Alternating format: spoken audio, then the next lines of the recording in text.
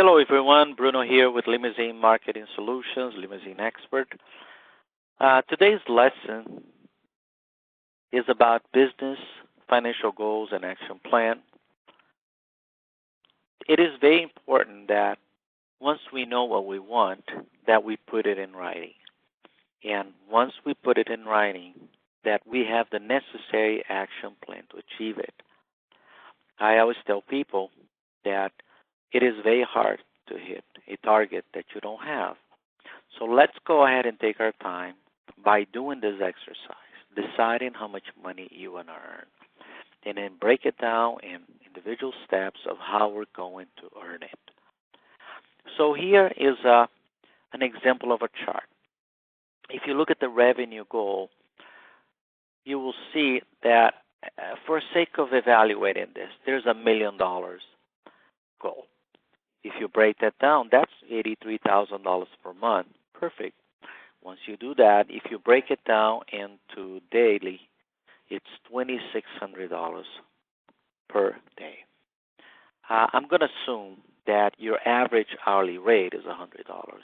Some cases a sedan is $70 or $60. A minibus is $120. Some marketplaces will be a lot less than that. Some others will be a lot more than that. But this is just for the exercise. So once we understand that the average rate is $100, we're basically down to 26 hours a day. And $1 million a year, boy, that's a lot of money, right? But once you break it down to 26 hours a day, you say, you know what, this may be realistic. Now, after that, we need to decide where those 26 runs are going to come from. Once again, this is just an example here. This may be completely different based on your goals, your marketplace, your competition, and so on. But what I've done here for this customer is the first target is present customers. So what is it that we do? We call the present customers, or we email them, or we ask them if they have time for us to stop by and talk about our business. And then we will develop them by asking, who handles transportation within your organization. They will send you to that individual, and then you can pitch, to the entire company. Is it easy to assume that if we call every customer you have, that there's a chance within the next 12 months that we'll capture and get a corporate account and get 2 new hours of service a day? Yeah, of course it is. It's reasonable. Same thing goes here for past clients, and I'm just going to go over 2 examples here. If we were to make phone calls, right, or send emails, or even ask for a meeting with some of our top customers that haven't used us for a while, and we let them know we appreciate your business, you do a little quality control on this note, have we met your expectations in the past to see if there was a problem, and then you let them know, I'd like to offer you a 25% discount as a gesture to welcoming back your business. Same thing goes for everything else, every other strategy. You would never get a customer to come back from a call you don't make or an email you don't send. Now, we do have the strategy in place. We got to make sure that who is it that's going to handle this, right? I'm saying here emails, phone calls, and all that. Now we need to decide. In some cases, you may want to outsource to a call center, right? We have one. You may want to have your reservation manager that's not too busy to make some of those calls. You may want to train your reservation agents, and I'll explain that a little bit within the next few minutes, how we can help you maximize the existing time that your dispatchers, your reservation agents have. Our company creates processes, opening processes throughout the course of the day processes, and then the closing process. Normally, by implementing those processes, we can always gain 1 or 2 hours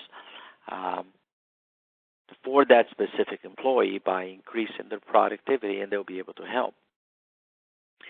Another example here basically would be for hotels, going after some of the 4 to 5 star hotels, also going after some of the hotel associations. We can make phone calls to schedule appointments. We can send emails. We can ask them to allow us to stop by and bring one of our cars. That's a meeting. And also attend events like the hotel and association. How are we going to do that? Well, we're going to make 5 calls a day, 5 emails per day. We're going to schedule 5 meetings per day. Usually, when you contact the hotel, it's 1 phone call and, just stop by. And then also we're going to attend a couple of meetings a month, a couple of events. Who can do that? The reservation agent can call. The manager can send emails. You can outsource, some of those meetings to one of your senior drivers to stop by and show the car. Well, you have the idea overall. We've got a target, which is our present, past, meetings, hotels, corporate outsourcing, etc.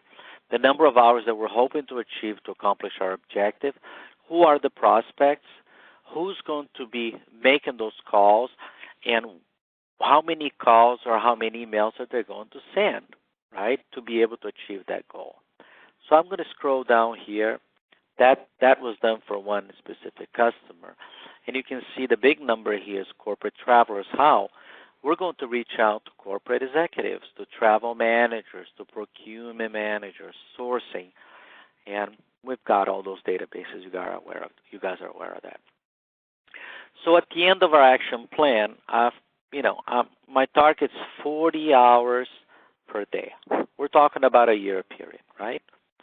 40 hours per day. If you average $100, you're looking at $4,000 times 365 days. By doing this and accomplishing our objectives, which is national outsourcing 4 hours, national affiliates 4 hours, we're going to be able to earn an additional $1.4 million per year for a company. And why is this so powerful? It's because whenever you're doing outbound marketing, that you're sending emails, you're making phone calls, you're joining associations, you have control. Let's say that we'll go out there and we'll make a lot of phone calls to national affiliates, and we only get 2 runs out of it, right? And we'll say, you know what, our goal is to get 4. Well, let's go ahead and double the output. Instead of making 10 calls per day, well, let's make 20. Instead of sending 10 emails per day, let's send 20, right? Instead of attending 2 trade shows, well, let's now go to GBTA and IMAX and ACTE, right? Instead of sending email broadcasting 20,000, per day or per daily, sorry about that, then you're looking at 40,000. So the outcome is very predictable. It's just a matter of deciding how much you want to earn, break it down. We got to remember that this is just an example. A lot of those will change depending on, who we're targeting, right? Now, you will say, okay, I've got these reservation agents. I have all these people. What do they need to do? Of course, we're going to be executing all of those, but we want to mentor you so that eventually your own people can implement some of those strategies. And here's a perfect example. They can send an initial email, right? They can make a phone call to follow up, right? They can call afterwards to make sure that they've got your initial email and send company information. You can go to LinkedIn and invite them to connect with you, right?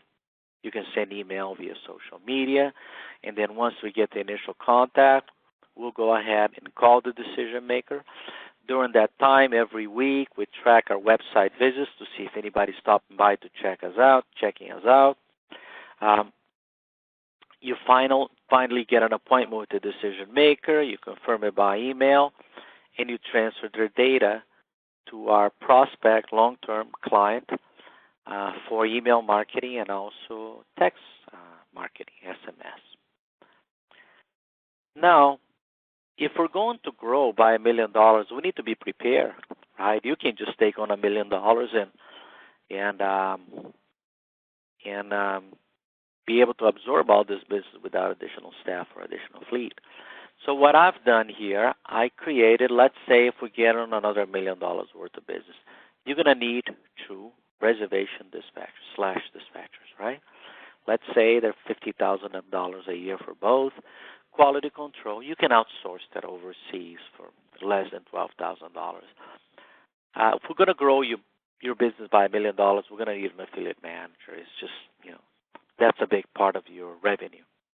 Operations and fleet manager also needs to be considered. So let's say that you didn't have anybody. that you could not take on any extra business, you would have to hire those people.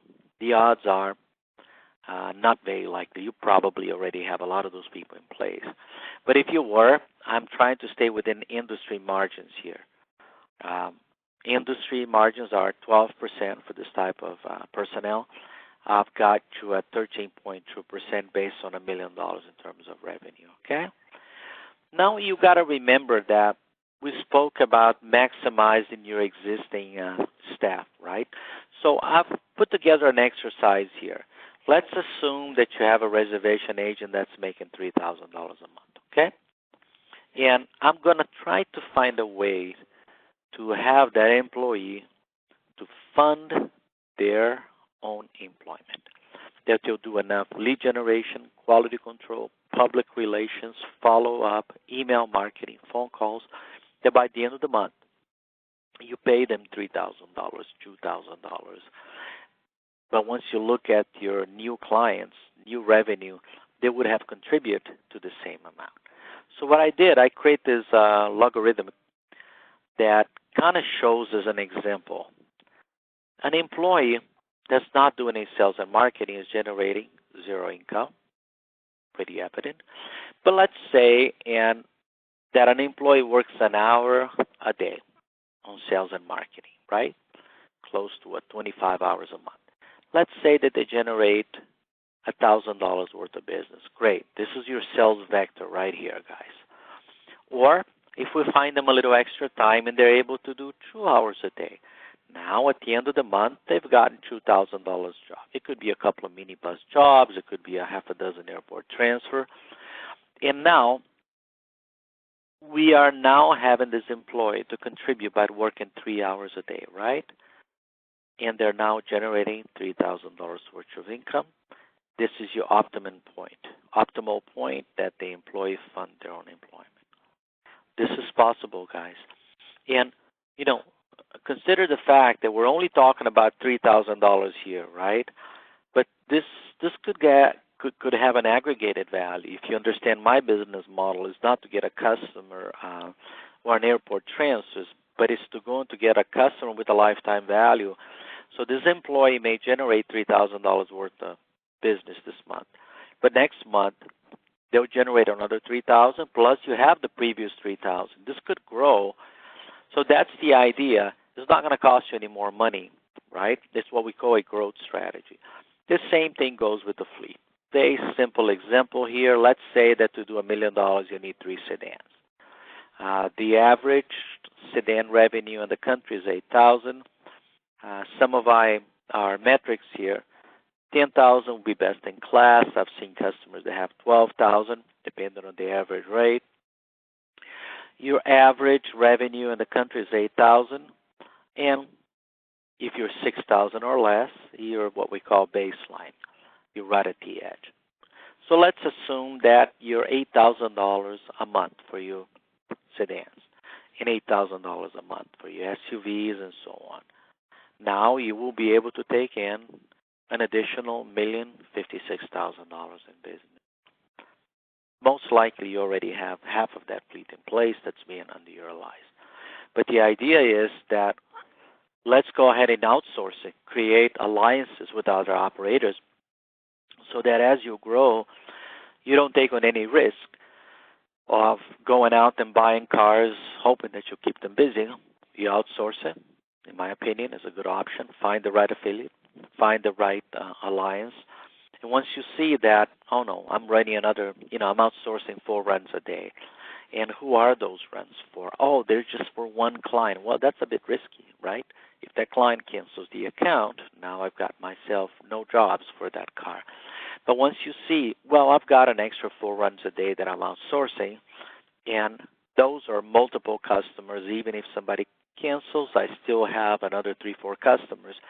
Now is the right time to buy a car, is what we call a case study or cost analysis. It's based on fact, not on opinions. So this is the overall idea, guys. Once again, I'm not real big in using lots of different softwares and CRMs and so on. This is an exercise that's simple. Just going back to the fundamentals. Decide how much money you want to make. Break it down of how many hours of service you have to provide every single month. Then decide where those hours are going to come from. Then deploy the necessary action steps, the action plan, and then engage the right people that are going to execute that plan. Move things up and down as needed. If you're not accomplishing your objectives, then increase the output. And as you grow, make sure that you have a growth strategy that's not going to cost you a whole lot of money up front. Allow the employees to fund their own employment by maximizing their resources, and only purchase vehicles when there's a huge financial advantage for it. Okay? Thank you so much. You guys have a great day.